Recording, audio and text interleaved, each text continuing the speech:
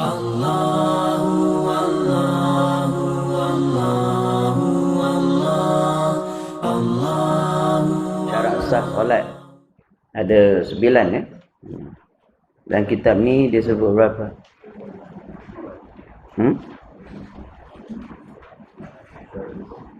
Banyak ni. Sebab dia dah okey. Berapa? 5. Oh 5. Kalau dalam kitab Idamah Penuntut syarat sah tu ada 9. Tapi yang kat sini biasanya pengarang ni dia bukan tak nak letak 9, dia dah rumuskan sekali. Dia jadi 5. Sama lah macam rukun solat 13 dalam kitab Kifayatul Ghulam lain. Dalam Hidayatus Sibyan sebut lain. Contohnya ada juga ulama letak 17. Ada yang letak 15. Kenapa tu dia asing-asingkan tomak ninah lain. Dia tak sekali kan. Rukuk serta tomak ninah kan. Itu 2. Rukuk lain, tomak ninah lain. Kan tomak ninah sujud lain lagi. Dia jadi banyak. 13 campur 4 berapa? Tu lah tu. Jadi sebenarnya benda yang hak tu lah tu orang Kelantan royak dia benda sama.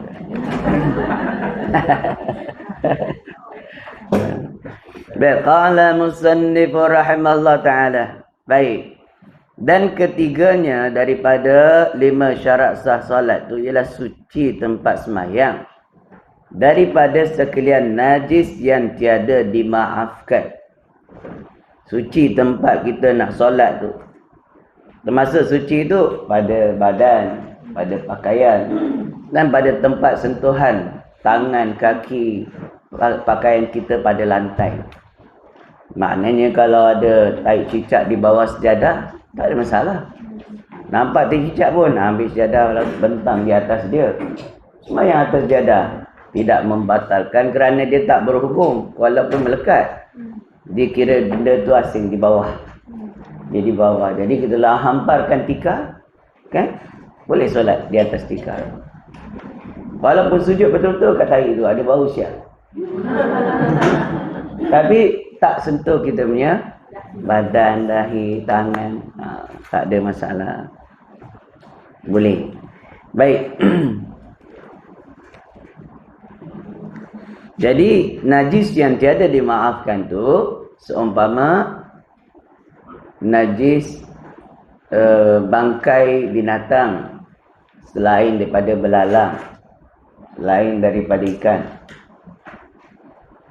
Maksudnya kalaulah dia tu nyamuk umpamanya atau semut mati dalam pokok. Dan bila kita lepas Assalamualaikum warahmatullahi wabarakatuh, Assalamualaikum warahmatullahi, nak gaba duit, ada semut kan? Maka yakinlah kita bahawasanya solat kita tadi batal. Habis nak hilangkan, katakan aku tak batal. Okey, apa reason? Ini baru mati. Macam mana dia baru mati? Masa aku seluk ke dia mati? Boleh jadi ke tak? Kalau dia boleh dapat zanni kata begitu, tak payah patut, tak payah ulang balik solat tu. Tapi biasa was-was memang dah mati dulu ni. Kan kan. Tak dimaafkan. Begitu juga segala najis yang kategorinya mutanajis. Najis yang kategori dia mutanajis. Apa dia makna mutanajis ni? Iaitu yang bercampur baur dengan najis. Yang ini perbahasan dia memang kena fokus. Kenapa? Orang kadang tak faham.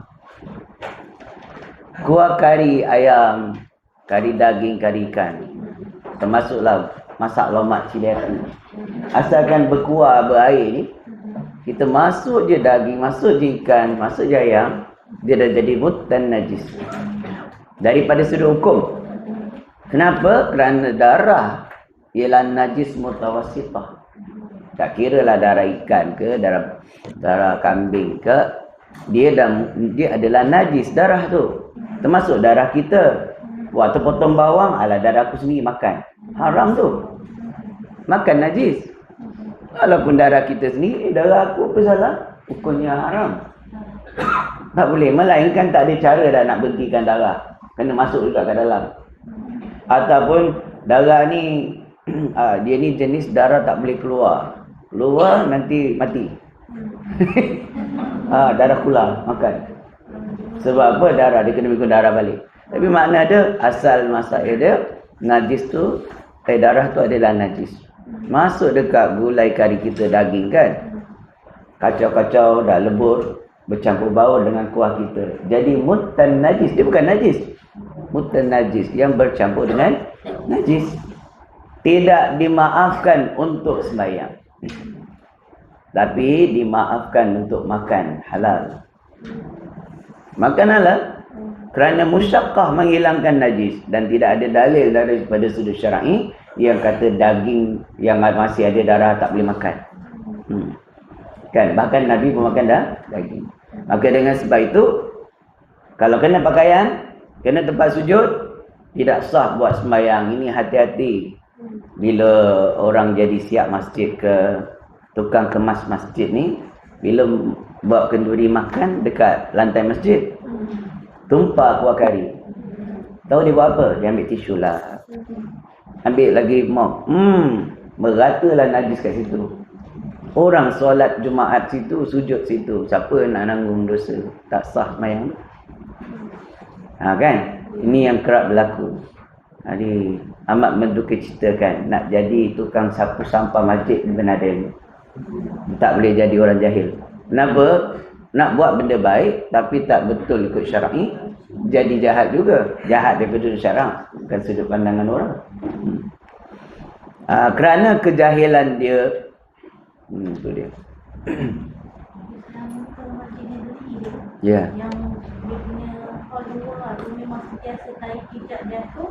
Kemudian kan dalam tukar itu punya mob itu Masjid. Itulah dia. Dia tak belajar. Sebenarnya kutip boleh. Pasal taik cicak ni dia jenis tak berair. Kalau taik burung problem. Seperti di Makkahul Mukarramah, Kaabah kan. Selalu kadang burung pun tahu kan. Jadi dia berak. Bila dia berak, macam mana tu dalam keadaan dia tu satu musyaqqah daruri, nama dia darurah tu. Maka dia ada satu ada ilah yang dimaafkan syarak. Yang kedua, cara basuh dia juga nak ikut syar'i. Jadi macam mana dia orang buat? Dia ambil air, dia lalukan. Itu pasal dia macam main skateboard. Dia lalu tu kira lalu lah. Itu kaedah dia. Sebab lantai dia jenis tak tembus air. Jadi konsep yang dia buat tu boleh dibenarkan syarak. Tak sama dengan kat masjid kita, dia bukan musyaqqah darurah. Dia mana ada taik buah banyak, seketul saja. 2 ketul saja. Hendaklah dia hilangkan ain najis. Contohnya kayu ni kan. Lantai ni katakan batu lah, mamar ke apa. Hilangkan ain najis pakai tisu. Pastikan kawasan mana tu lebih kurang, kalau si najis bulatkan atau lebihkan sedikit. Jadi ambil spray sabun dulu. Spray. Jangan sampai air mengalir daripada kotak yang kita makin.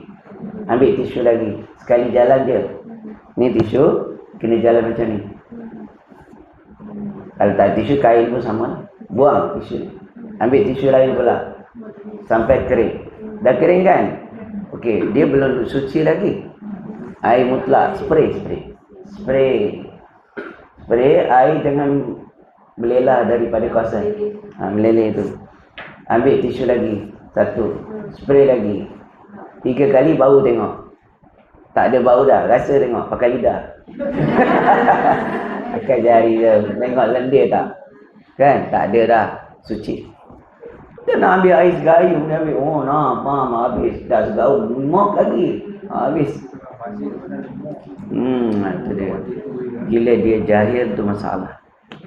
Jadi pemilihan orang yang membersihkan najis ni, pastikan dia ada ilmu tak? Bab nak membasuhkan najis mutawassithah, najis mughallazah. Mukhafafah taklah, takkan ada orang tak baby kat situ. Qala musannif rahimahullah ta'ala. Baik. Jadi itu tak dimaafkan ya, jaga Kalau kena pada pakaian, nilaiannya banyak, bukan sedikit, pada uruf, maka hendaklah kita bersihkan sama juga air lalu dia. Dan yang keempat, mengetahui masuk waktu semayang dengan yakin atau dengan zanni. Baik. Masuk zanni itu, yakni dengan sangkaan yang kuat. Lagi dengan ijtihad. Baik. Satu, yakin masuk waktu baru boleh solat. Selagi tak yakin masuk waktu, tak boleh solat. Kalau dia solat, tak sah. Dia syarat sah tu.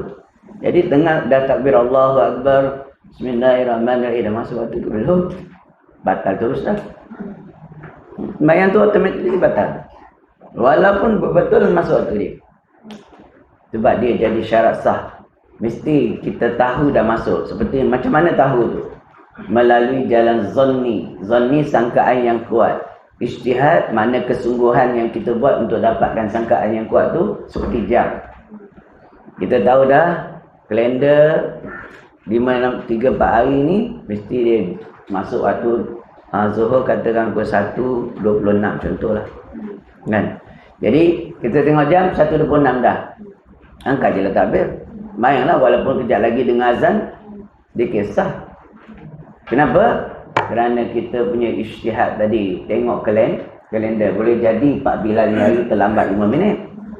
Boleh jadi TV yang kita dengar ialah KL punya. Dia 5 minit lebih lambat. Dia kita Melaka. Jadi itu dia panggil zanni. Dia bukan yakin tu. Jadi sah. Yang yakin ni tengok matahari dia baru jadi yakin. Matahari kita tengok bayang-bayang yang ada pada sesuatu benda tu keluar daripada bayang, daripada diri dia. Contohnya pokok dan nampak ada bayang-bayang sebelah dia. Itu panggil gelincir matahari. Itu yakin masuk waktu. Sebab kefarduan sembahyang bukan ikut time jam. Kefarduan dia melalui melihat matahari. Itu kefarduan masuknya waktu sembahyang. Syar'i macam tu. Kalau subuh ikut fajar sadiq. Kalau maghrib terbenam. Kalau isyak lepas habis syafaq merah. Macam mana nak tahu habis syafaq merah ni? Kena duduk dekat tepi laut yang luas. Baru kita nampak cahaya tu akan hilang. Berapa jangka masa dia? Kat 1 jam ke 45 minit ke baru dia akan hilang. Hilang isyak. Kita kalau kat rumah tengok macam ni, dah mambang sekejap je 15-20 minit sampai. Dah habis sebab kita bukan kat tepi pantai. Kalau kita duduk tepi pantai, dia lebih lama sikit. Jadi itu sebab isyak masuk lepas maghrib dia ada jangka masa agak panjang juga. Kan? Lebih kurang berapa? 1 jam juga kan? Baru dia akan masuk isyak. Masuk isyak sampai terbit fajar. Fajar sadiq tadi. Sebab ada pendapat yang kata isyak habis pada pertengahan malam. Ini pendapat ni bukan daif lagi. Pendapat yang tertolak. Ini daripada ulama-ulama Wahabiyah. Contohnya Abdul Aziz bin Baz yang berkeluar fatwa macam tu. Isyak tengah malam habis. Mana ada habis sampai lagi selagi ada subuh adalah isyak. Sebelum masuk subuh tu adalah isyak. Habis qala musannifu rahimallahu taala lagi.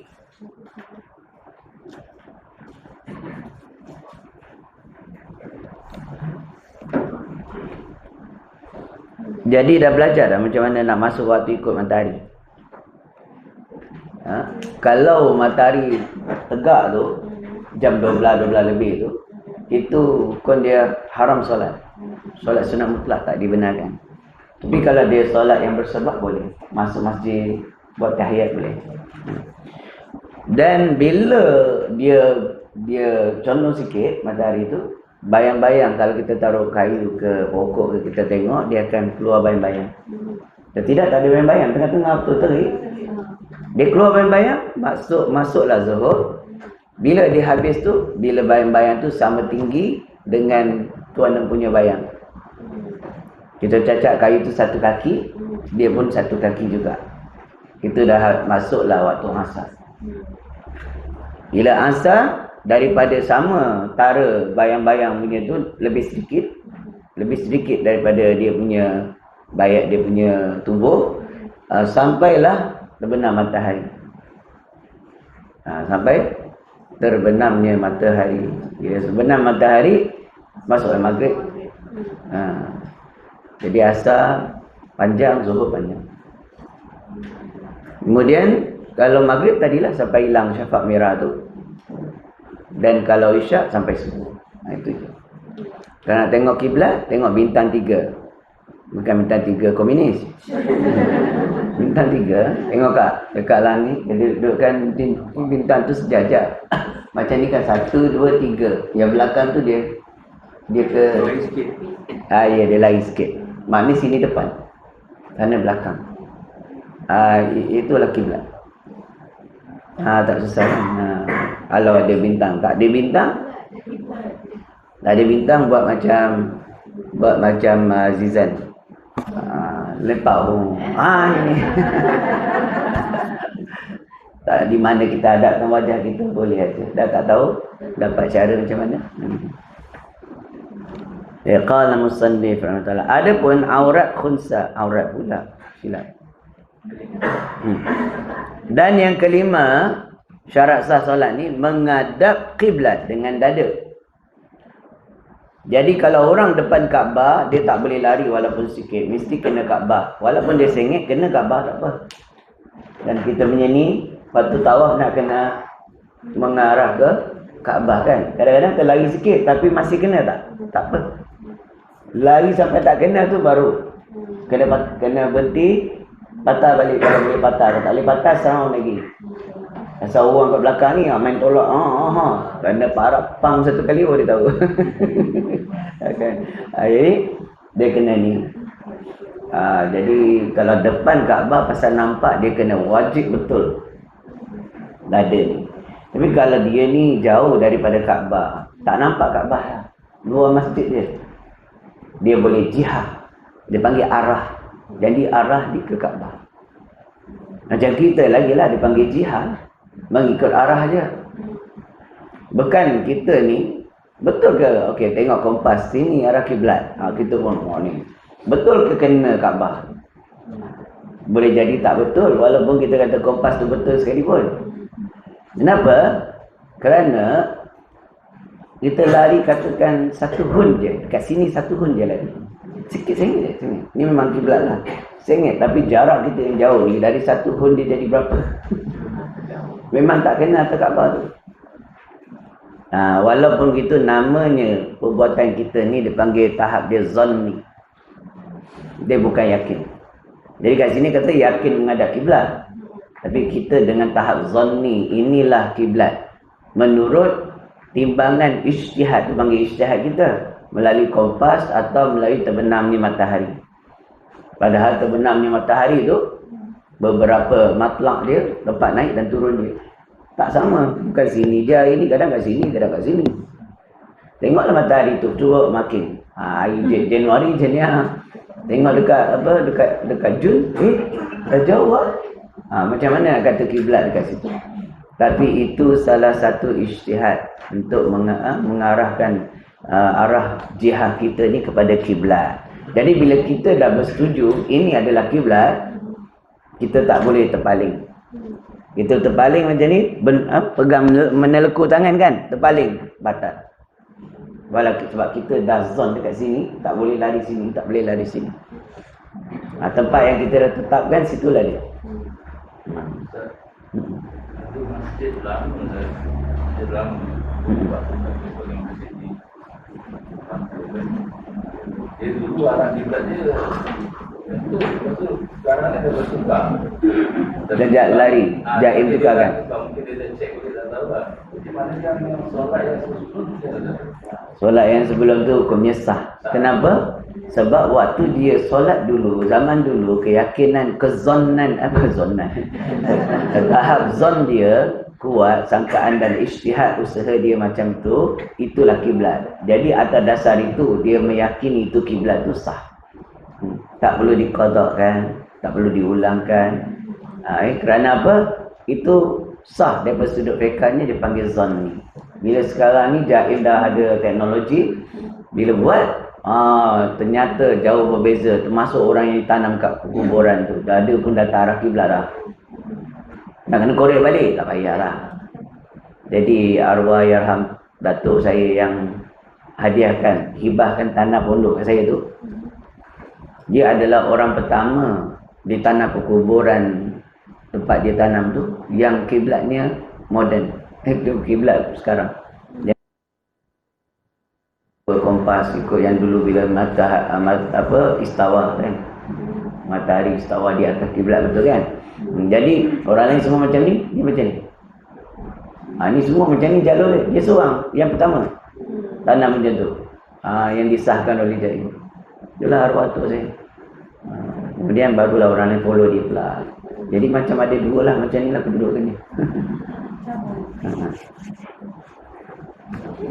Jauh jugalah darjah dia.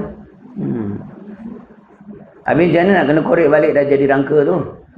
Tak payah dah. Tu dah bahagian masing-masing. Itu yang kita risau. Bahagian masing-masing.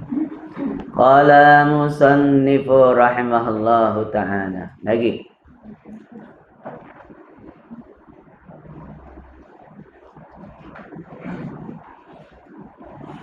Adapun kiblat itu dua perkara pula. Dia nak urai. Kiblat ada dua perkara. Yang pertama kiblat hati. Dan yang keduanya ialah kiblat muka. Yakni yang dikendaki muka, tubuh badan. Dada kita. Masuk muka, ai bermakna dada. Maka yang dinamai kiblat hati itu ialah kepada zat Allah Ta'ala yang laisa kamitslihi syai'. Kiblat ada dua, satu kiblat hati. Kiblat hati ni maksud dia menghadap oleh hati kita kepada Allah. Ini perbahasan dia dalam. Seperti yang Nabi sebutkan, anta'budallaha ka'annaka tarahu fa in lam takun tarahu fa innahu yaraka. Itu dia. Engkau menyembah Allah hal keadaan hadir hati engkau ni seolah-olah dapat melihat Allah. Sedang menghadap Allah maksud tu. Jadi menghadap Allah tu bukan seperti mana fikiran kita menghadap makhluk. Di hadapan baru panggil berhadap tu. Hadap tu hadapan. Allah, menghadap Allah, tak boleh kata Allah di hadapan. Melalui hati, maksud dia berhadap tu, hati ni dia fokus, bahasa moden. Bahasa kitab, hadir hati. Dalam keadaan mengenang Allah Ta'ala, mengingati Allah, makrifat pada Allah. Jadi hati itu sentiasa bergantung dalam mengingati Allah. Itu kiblat hati maksudnya. Jadi martabat dia dua. Sama ada merasai yang dia sedang melihat Allah ketika itu, ataupun hadirkan hati dia, Allah sedang melihat dia. Dua. Fa innahu yaraka. Fa in lam takun tarahu. Jika sekiranya engkau tak boleh buat seolah-olah Allah tu, seolah-olah kau dapat lihat Allah, maka fa innahu yara. Hadirkan dalam hati yang Allah sedang melihat kita, sedang mematikan kita, sedang macam tu. Itu masalah hati ni. Dia rasa hati. Yang ni kena, hati ni dia kena bersih baru boleh rasa. Kalau dia penuh dengan hijab, dia takkan rasa tu. Martabat ihsan tu tak dapat. Jadi bagaimana cara nak menghadirkan hati itu? Ulama menggariskan beberapa panduan lah. Yang pertama, ulama menyuruh kita tadabbur ma'anil ayah. Tadabbur tu bukan seperti ustaz yang mengajar tadabbur. Ustaz yang mengajar tadabbur tu nama tadabbur, tapi dia mengajar erti atau terjemahan daripada ayat Quran. Alhamdulillah, segala puji bagi Allah. Lillahi, bagi Allah. Al-Rabb, al-alamin, Tuhan yang memiliki sekian alam. Itu yang diajar. Itu bukan tadabbur. Tapi dalam kelas dia panggil tadabbur lah. Sebab dia akan urai sikit-sikit lagi dalam tu. Supaya ada ilmu bayan, ma'ani, ada mantik. Kalau dia nak urai lah. Jadi tadabbur sebenarnya ialah seseorang itu memahami dan menghayati bacaan dia. Dia tak perlu ulang balik dalam hati dia dengan makna ayat yang dibaca. Tak perlu. Kenapa? Sebab dia faham apa dia sebut. Kita tadabbur. Maksud dia baca Alhamdulillahi Rabbil Alamin. Orang yang faham baca, dia tak perlu ulang dalam hati segala puji bagi Allah, hanya memiliki segala. Tak apalah. Itu mengingati makna ayat, bukan tadabbur. Jadi tadabbur ni orang tu sebelum dia baca, dia dah belajar apa makna dia, apa makna al-alamin. Contoh al-alamin. Al-alamin maknanya ialah alam, ma siwallah. Dia tahu al-alamin ma siwallah, maksudnya sesuatu selain daripada Allah. Kemudian al-alamin ini juga kerja dia sebagai tanda. Apa tanda dia? Tanda bagi kewujudan Allah. Jadi adanya makhluk, adanya alam ini iaitu menandakan wujudnya Allah. Macam tu. Dia belajar tu. Lagi al-alamin ni lagi. Termasuk al-alamin ni segala makhlukat, segala mungkinat, segala alamiat. Itu semua. Jadi alam itu apa ciri-ciri dia? Tak terlepas daripada kam muttasil dan juga kam munfasil pada zat. Ini panggil tadabbur. Jadi bila dia baca Alhamdulillahi Rabbil Alamin, dia faham dah. Habis lah. Dia faham semua tu sekali ketika dia baca. Tak perlulah.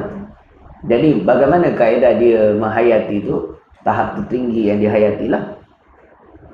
Dia rasa haibahnya Allah Ta'ala. Dia rasanya bagaimana kekuasaan Allah yang maha luas. Sampaikan kuman tadi alam juga. Macam mana Allah ciptakan virus yang menyerang manusia dari badan tentera Allah ni. Aduh, macam tu besar.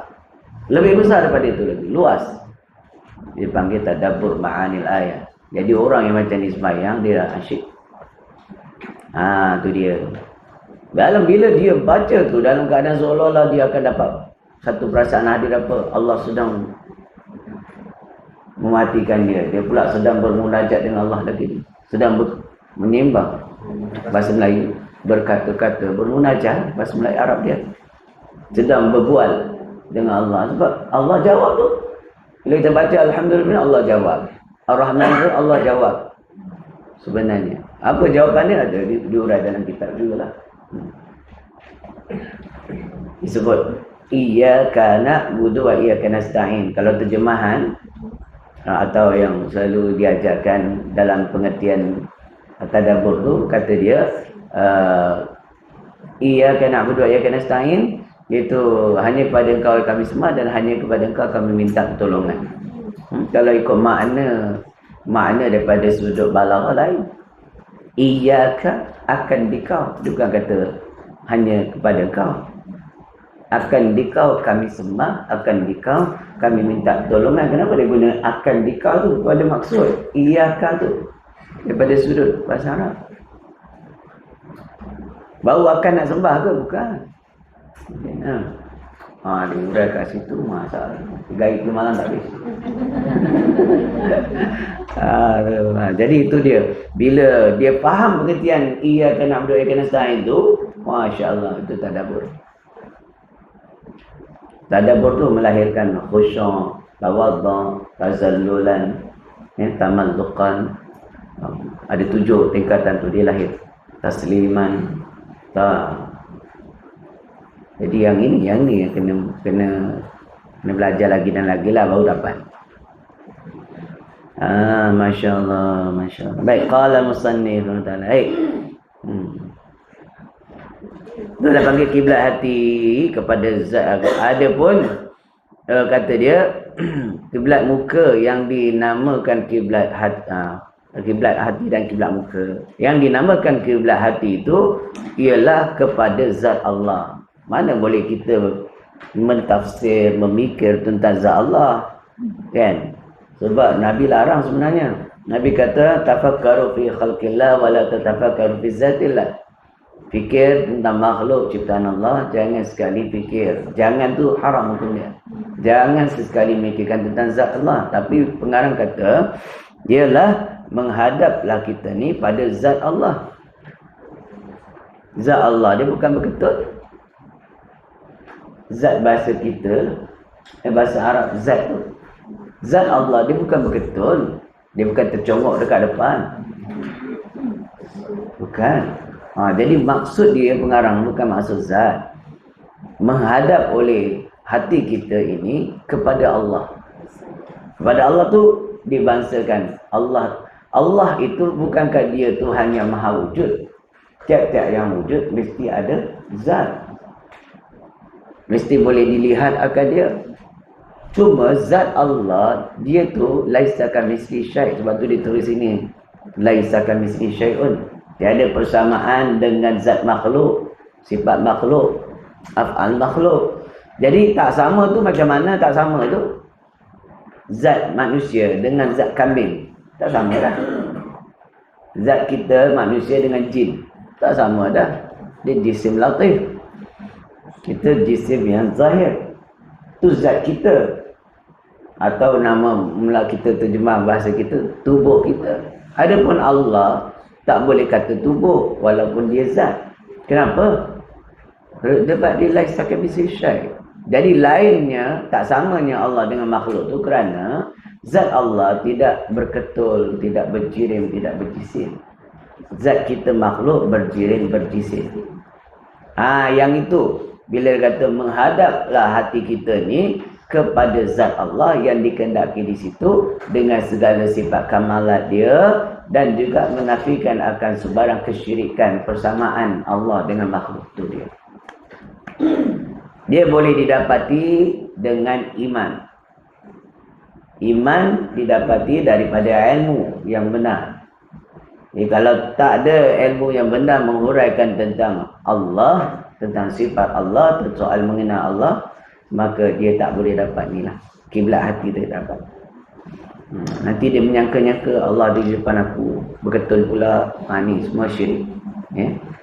Wallahu alam. Qala musannifu rahimahullah ta'ala, artinya yang tiada seumpamanya Allah suatu jua pun.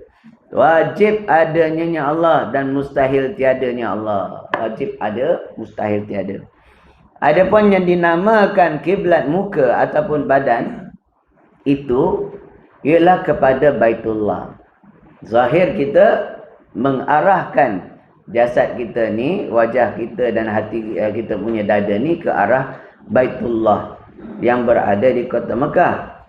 Yang dinamakan dia kiblat muka. Inilah yang dinamai kiblat di dalam sembahyang. Kiblat ketika nak menunaikan sembahyang. Zahir kita. Syahdan lagi habis. Bermula tiang sembahyang itu. Tiang bagi sembahyang itu dua perkara. Yakni kesempurnaan tiang tu dengan makna kesempurnaan sembahyang itu dua perkara. Yang pertama khusyuk. Yakni tetap sekalian anggotanya, anggota tak bergerak waktu sembahyang. Khusyuk zahir, takbir aja, dia tak buat benda lain dah. Dia cuma buat benda yang berkait dengan solat saja. Apa benda yang tak kait dengan solat? Garuk. Walaupun garuk sah tak membatalkan, garuk macam ni, tapi dia bukan perbuatan solat. Jadi itu tanda orang itu tidak khusyuk. Main janggut. Bismillahirrahmanirrahim. Untuk imam lah tu bukan janggut. Janggut dia panjang. Yang paling best tu pakai jenis Pak Arab. Imam Pak Arab ni kan. Dia kan ni bilang Bismillahirrahmanirrahim. Alhamdulillahirabbil alamin. Arrahmanirrahim. Maliki yaumiddin. Ya Allah, dia boleh pegang-pegang. Ni Wahabi Al-Biuni. Itu memang itu cara sembahyang. Dia bergerak sekati dia. Bila handphone bunyi dah angkat handphone. Solat. Letak balik la ilaha illallah. Dia boleh cakap solat pula. Ya, si ada ustaz mengajar macam tu dekat Alur Gajah ni. Ya, ada pahaman sesat. Mana ada dia kata orang bid'ah. Nabi tak pernah buat, tak boleh buat bid'ah. Habis zaman Nabi ada handphone. Tak ada. Dah confirm Nabi tak pakai handphone dan Nabi tak pernah cakap solat. Handphone bunyi je, solat. Anak panggil, solat. Mana ada? Nampak? Punya bid'ah, haram jadah buat ni. Bila kita baca Yasin, dia kata je bid'ah. Dia buat benda bid'ah yang betul-betul bid'ah ya, membatalkan sembahyang tu, dia boleh pula. Ini yang akhir zaman. Lagi perkara bid'ah dia buat ni. Saya jumpa sendiri. Kampung saya je. Dia punya imam duduk sini. Lepas tu tepi kat tu imam dia tu ada co-pilot. Dekat yang duduk dekat imam punya sejadah ialah co-pilot tu. Yang imam kerusi. Asal dia kerusi, asal dia tak boleh berjalan. Dia uzur. Jadi dia ni imam kan solat. Allahu Akbar. Orang tak ikut lagi. Orang ikut co-pilot. Allahu Akbar, saya buka. Oh, baru dia rukuk. Jadi sekian makmum tu ikut dia ni ke ikut dia? Ikut dia punya co-pilot. Hukumnya batas main. Kerana dia makmum. Kita tak boleh follow makmum. Makmum follow makmum, batal. Makmum yang follow tu. Yang sah semayang dia seorang je. Sebab dia ikut imam. Nampak? Benda bid'ah yang dibuat. Itu baru bid'ah. Nabi tak pernah ajar macam tu solat dia. Pernah, memang Nabi pernah uzur, tapi Nabi suruh Abu Bakar solat jadi imam. Nabi tak pernah jadi, Abu Bakar kau jadi co-pilot. Mana ada? Jadi pembantu imam. Suka hati dia. Ya Allah ya Karim. Itulah berlaku dekat kampung saya dah. Masya Allah. Tapi dah tak ada lah benda tu. Allah dah habiskan dia punya apa? Pahaman. Qala musannifu rahimallahu ta'ala. Lagi. Yang pertama, khusyuk tetap anggota dia. Dan yang kedua, hadir hatinya semata-mata kepada Allah Ta'ala di dalam sembahyang. Seperti membaca Quran dan zikir dengan faham sekalian mafhumnya. Itu dia. Nah, makna dia. Itulah. Mana dia nak faham tu. Bukan mengingati makna dalam bacaan qiraah kita. Dia nak kita faham apa kita baca. Bukan ingat ya. Baru boleh jadi kiblat yang kedua tu. Jadi dua ni lah kesempurnaan dalam solat kita. Zahir batin dia. Dan kata Al-Hasan Al-Basri radhiyallahu an, satu orang ulama sufi, dia salah satu imam dalam kesufian lah.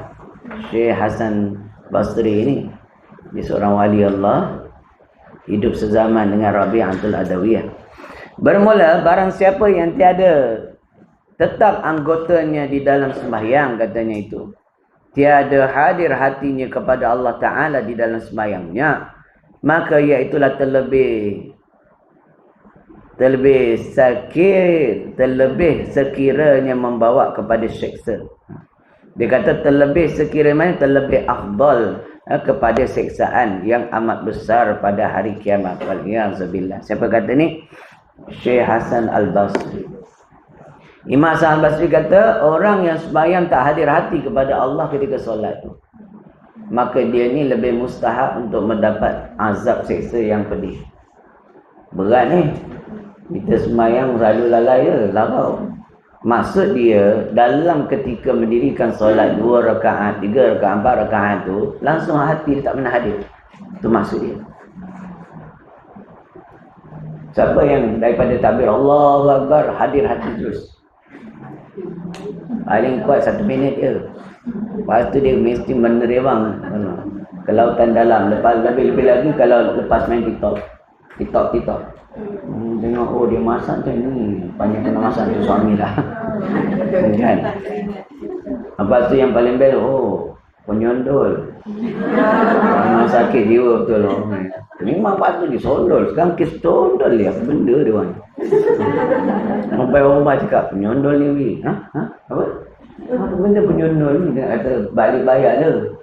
Kepas orang punya laki. Oh macam tu sekali lah. Dia ada penyakit. Macam mana semayang? Allahu Akbar. Sondol suami aku siap. Habis. Ni yang berlaku kan. Jadi ini semua gejala yang menyebabkan kita tak boleh dapat khusyuk yang sempurna. Jadi maksud Syekh Hasan Al-Basri itu, kita kena hilangkan akan ingatan yang lain selain pada hati kepada Allah. Paling baiknya sempurna daripada mula kita takbir sampai berlisan. Tapi kalau tidak pun, hendaklah kita ada dalam solat itu sekurang-kurangnya mulanya ingat Allah, sehingga nak salam sebelum salam ingat Allah. Maka kata ulama, dikira seperti dia khusyuk sepanjang solat dia. Pastikan ni, setan akan berduka cita dan sangat benci dan marah bila kita boleh ingat Allah sebelum salam. Dia akan goda kita sampai tak ingat Allah. Atayu Allahumma qaddam tu dah baca habis dah, tunggu imam lambat sikit. Tengok ke laut. Kan? Jadi kalau kita boleh ingat Allah sebelum salam, ingat Allah lagi. Ingat Allah, hadirkan hati kita gitu. Takut pula. Hadirkan takut. Takut, ya Allah, aku terlalai dalam solat ni kan. Kemudian bari Assalamualaikum warahmatullahi. Ketika itu setan cukup benci dia. Jaga dia hantar jenderal pula. Jadi kata ulama, dapat permulaan, dapat akhir dengan kebaikan. Sama juga awal tahun, akhir tahun. Doa semalam kan. Dapat awal, dapat akhir, dikira bersih semua. Sempurna semua. Sama dengan solat. Jadi pastikan itu. Permulaan dia, lama-lama dapatlah. Paling baik kita solat berjemaah. Orang lelaki mudah dapat berjemaah kan. Dah, kalau dia berjemaah, dikira full lah. Sempurnalah solat. Kalau semai seorang diri, baik jemaah, baik seorang diri, perhatikan dua benda ni lah. Habis. Qala musannifu rahimallahu ta'ala. Lagi kita syahdan lagi, wallahu alam. Dah cantik tu. Ada soalan tak? Ya. Darah, baik darah.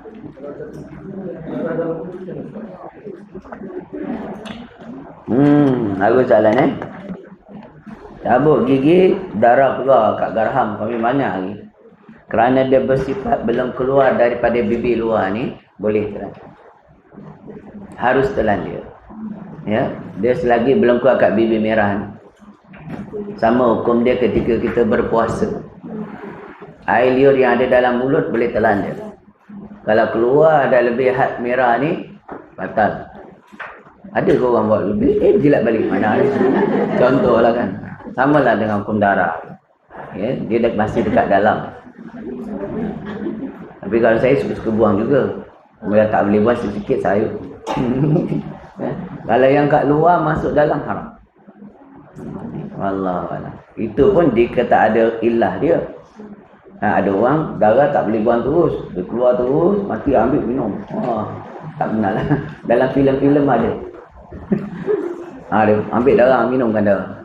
Sayangkan kekasih dia. Filem yang India. Filem apa tu? Pakistan. Bagi minum darah. Ilah, sayangkan kekasih dia. Boleh hidup lah tu. Ya. Ya. Masa apa? Solat. Okey. Saya mau untuk hujan. Depan saya lori bawa Aduh. Terasa air hujan ni kena pun macam dah itu dah. Jadi boleh tak saya gunakan yang saya pakai itu masa tu lepas tu dia dah hujan kita saya singgah solat dengan pakaian. Baik, jika sekiranya kita yakin ianya memang air daripada situ, maka hendaklah sama. Ya. Saya sama Kan? Sekali mandi pasir tu, mandi tanah. Tapi sebenarnya daripada sudut syar'i, air yang terpecik daripada hujan walaupun ada najis mughallazah sekalipun dimaafkan. Kalau kita boleh kata sedikit dan kita rasa nak pakai hukum kata dimaafkan. Contoh, ni kita jalan raya ada lecah, kita ada tai anjing. Kita lalu kena kita punya baju sedikit. Mana macam mana boleh kena? Bukan sengaja nak pergi kena kan? Kita pakai slipper dia terpecik. Belakang. Dimaafkan. Ya, dimaafkan. Najis yang seumpama itu. Jadi kalau kita rasa boleh, dimaafkan. Ni kalau tak rasa boleh, kacau juga. Macam mana dengan orang orang kafir masuk Islam. Dia makan balik bayar, nak kena selamat dalam mulut dia. Mulut dia kena minum air pasir. Tak perlu, dimaaf. Tentang solat. Kunut. Ada kebanyakan ni bila kita ikut imam, kebanyakanlah imam akan kuatkan suaranya sampailah ayat fa'inaka tabi'ul al-qur'an, imam dah memperlahankan suara. Jadi makmum Baca sendiri. ada juga imam daripada mula sampai habis kuat. Boleh je. Jadi makmum nak berdiam diri ataupun Apa kerja makmum tu? Bila imam baca semua, imam boleh habis lah. Imam tu buat pun tak membatalkan, boleh je. Dan makmum pun boleh baca ketika itu. Kenapa? Kerana ada, bila sampai pada ayat yang seterusnya, fa'innaka taqdi, di itu dia panggil dhamir. Wala yuqda alaihi, itu dia panggil dhamir di sendiri, dhamir ana. Jadi dia bukan nahnu lagi. Sebelum itu nahnu.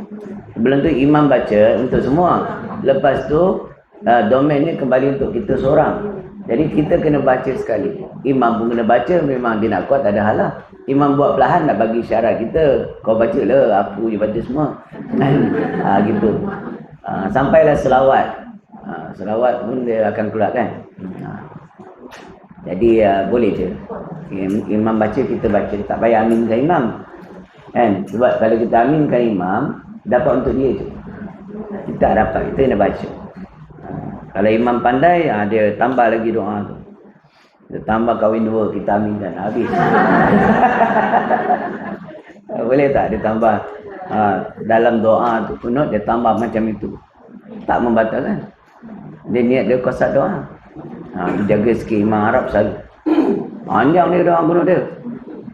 Ada 1 jam. Setengah jam ada kan. Kalau doa kunut orang Pak Arab ni, dia tambah lagi macam-macam. Yang buat kerja imam. Ya. Dia.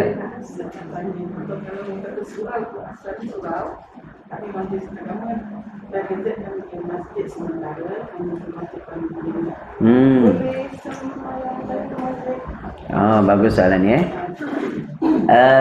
surau tu dibuat surau Jumaat lah. Untuk menggantikan masjid yang ketika ini sedang renovation. Jadi perlu bolehkah kita buat tahiyatul masjid? Tak perlu. Sebab dia bukan masjid. Dia surau, dia musalla, dia madrasah. Hukum dia tidak sunat tahiyatul masjid. Walaupun boleh buat Jumaat. Sebab buat Jumaat tak mestinya surau. Kat Padang boleh. Kat stadium pun boleh Jumaat. Dengan syarat tak boleh berbilang-bilang Jumaat dalam satu desa, satu kampung, satu qaryah. Wallahu a'lam. Lain? Tak berdosa. Jadi solat sunat. Kalau dia buat tahiyatul masjid, adakah sia-sia? Tak sia-sia. Setiap amalan walaupun kecil, Allah bagi balasan. Dan dia qasad dalam hati dia nak menghormati juga, tak ada masalah. Sembahyang tu sah. Tak batal. Sebab syarat sah sembahyang tahiyatul masjid ni, dia tak semestinya ada masjid. Bukan syarat sah buat solat tahiyatul masjid ialah di masjid, tak. Tapi cuma tuntutan untuk solat tahiyatul masjid ialah di masjid. Tuntutan tu sunat. Jadi kalau dia bukan masjid, tidak disunatkan. Kalau buat, tak apa, dapat pahala sunat. Sembahyang sunat mutlak lah. Macam bangkai kita semayang, bangkai apa, nyamuk tu kalau mati terbunuh, dia jadi bangkai. Ya. Dengan penyakit kita pukul, macam mana sebagainya. Kalau dia pukul, dia melekat, buang dulu, laju. Ada darah pula setitik, dimaafkan. Tak membatalkan. Tapi kalau dia ada duduk situ, kerana menanggung najis lah. Darah yang sedikit, najis yang sedikit, dimaafkan. Sedikit tu macam mana? Ulama kata besar kuku je lah. Sebab dia sudut pandangan orfiah. Orang ramai kata ni banyak ke sikit? Oh sikit je tu. Tapi kalau tepek, oh banyak, dah tak boleh lah.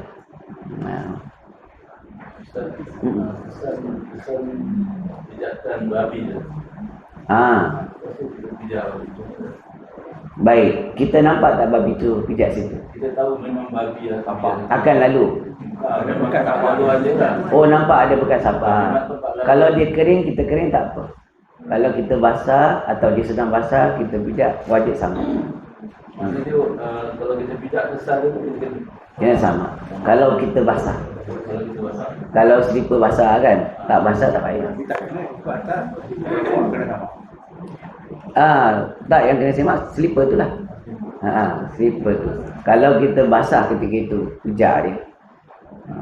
Kalau tak basah, Kalau tempat tu berair, dia berlepak. lopak je dekat lautan. Kalau lepas dia pijak, kita pijak pun kita memang kena sama. Senang. Kasut lah, kasut kena sama. Kita kasut tadi tu pergi ke tepi sungai, ambil tepi sungai tu ada tanah kan. Kita sapu, tenggelamkan dekat air 7 kali. 1, 2, 6 kali lagi lah. Settle. Saya punya mod, saya tengok kan ada air yang bentuk macam bia kan. Tapi air tu yang bahak air macam ni. Botol dia botol arak. Botol tu ada cap arak tak? Tak, tapi dia macam simbolik lah. Kan kalau kita punya sekarang banyak lah sama air macam tu. Dia selagi tak ada tulis arak situ. Contohnya ada iklan arak, stiker dekat botol tu, ataupun ada trademark arak dekat situ. Selagi tu tak boleh je, tak jatuh syubhat tu. Walaupun main-main macam kalau macam ni, kan sekarang trend tu. Hukum, bagus soalan ni Daripada sudut fiqah, dia macam ni. Kalau air tu air kosong sekalipun. Ni cawan ni air kosong, tapi dia kosat arak. Hukumnya haram. Apa lagi buat main, hukumnya haram juga. Jadi Islam dia macam tu. Contohnya, ni selalu orang tak faham kat sini. Dia jual sosis, tapi dia kata hotdog. Dia tulis hotdog lagi. Ataupun tanya, nak hotdog satu, hukumnya haram makan. Sebab dia kosak benda tu hotdog. Anjing panas. Ada tu nama je kan. Tetap hukumnya haram. Ni yang berlaku. Kalau budak nak berniaga, kena belajar. Ini sosis. Kalau kata hotdog, saya tak jual. Itulah bang, itu sosis. Bukan hotdog. Dog tu benda haram, buah lazah makan dia. Siap cakap dengan kau beli hotel kan hotdog tu. Nak pula budak Melayu apa dia tahu hotdog tu apa. Dia ingat makanan lah hotdog tu. Habislah kita mereka dia pakai macam tu. Dia hukum zahir. Jaga ya, jangan buat kerja. Naik. Setelah air yang jernih kita pasangkan ini air zam-zam atau dia dapat kemudahan pada kita yang minum. Jika sekiranya kita tidak tahu dia air zam-zam, orang kata air zam-zam, kita kosak air zam-zam, dapat pahala, dapat kelebihan. Tak dia air kosong biasa. Tapi dah kita tahu air kosong, kosak tak jadi. Tak jadi. Ini tisu, ada RM50. Aku kosak dia RM50. Kena.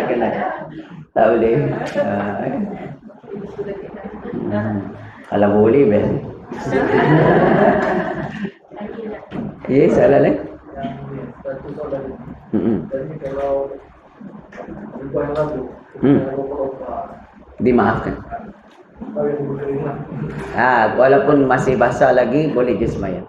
Kerana apa? Jubah kan. Bila jalan orang perempuan, jalan kat jalan raya nak pergi ke masjid kan. Kain dia kadang pakai telekung siap dari rumah dah.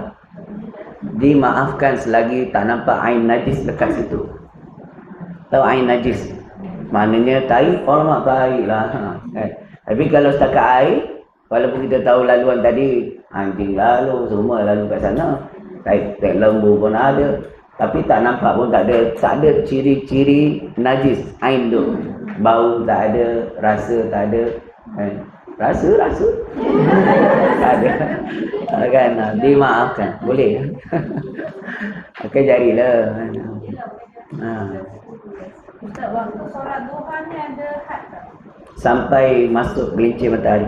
Sampai zuhur. Panjang. Padahal tengah tadi tu haram kan? Bagi solat mutlak je. Solat yang ada sebab boleh. Solat mutlak ni saja aku sembahyang sunat. Itu mutlak. Nak buat 2 rakaat boleh, 1 rakaat boleh, 1000 rakaat boleh. Itu mutlak. Dia yang solat sunat yang tak ada kait dengan sebab dan waktu ni tadi ni, dia ni dia ada 5 tempat dia diharamkan untuk solat. 1 lepas subuh, 2 matahari tengah tegak tu, yang 3 lepas asar, yang 4 mambang kuning mabuk minum brandy tu, dia belum masuk maghrib tu. Tu yang 4.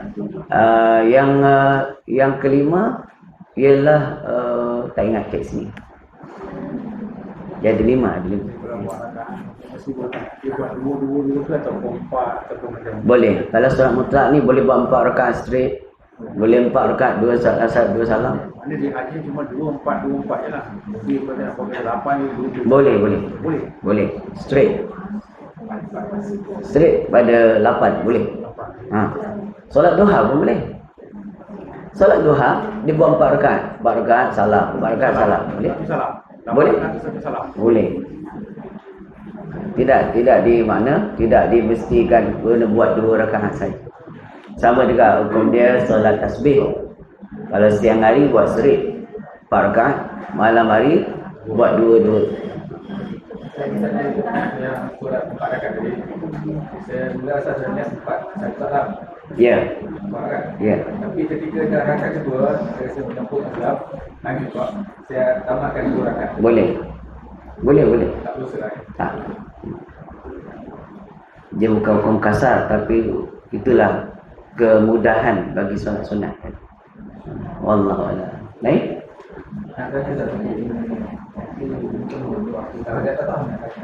Ada satu kaedah teknologi dia panggil radio ni. Radiologi.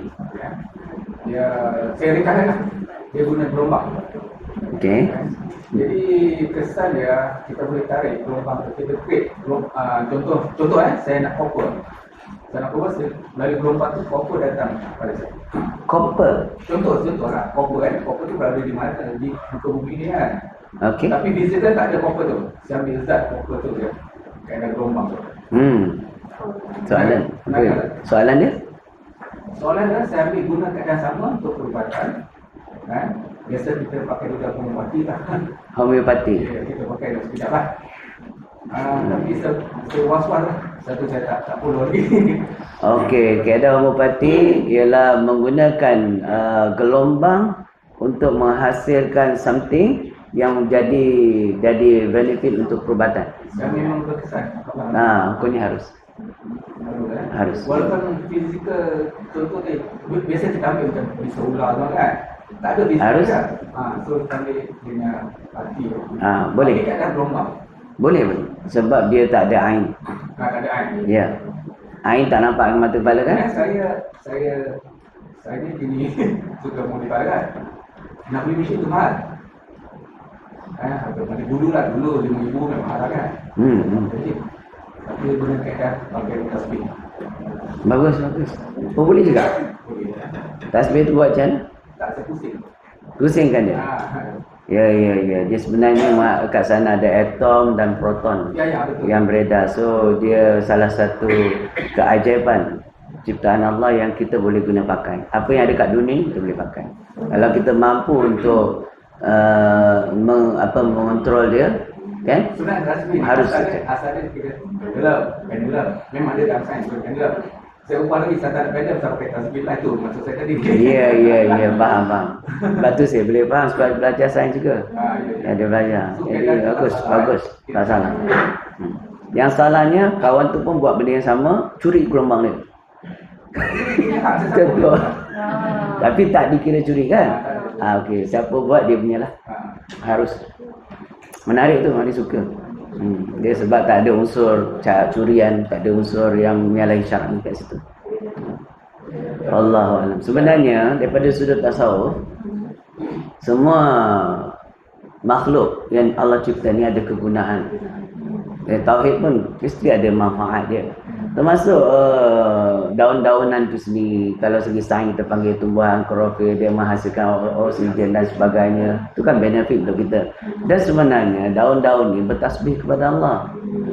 Bila dia bertasbih, bila kata pandai susun pokok ni, dia sentiasa bertasbih dalam keadaan berpusing macam tawaf tu kan. dia menghasilkan satu energi. Energi kita panggil aura batinnya. Jadi bila kita masuk, terasa lazat, seronok di tempat ni. Pasal apa? Banyaknya makhluk Allah yang berzikir. Yang ni harus dibuatkan. Itu yang dibuat oleh Syekh Tarikat Syekh Kabani, Syekh Hisham Kabani, zikir buat bulatan. Itulah maksud dia.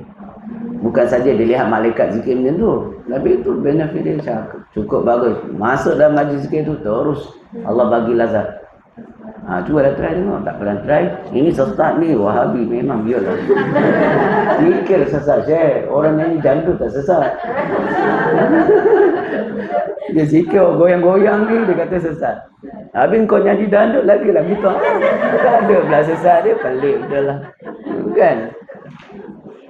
Yang tua-tua bangka kan, dia punya gelek lagi. La ilaha illallah, tak sesat. Wahabi dia otak masuk air. Marah Wahabi dengar dia. Dia marah dia. Wallahu a'lam. Allahumma nawwir qulubana bi nuril hidayah kama nawwarta ala syamsika abadan bi rahmatika ya arhamar rahimin. Walhamdulillahi rabbil alamin. Taqabbalallahu minkum.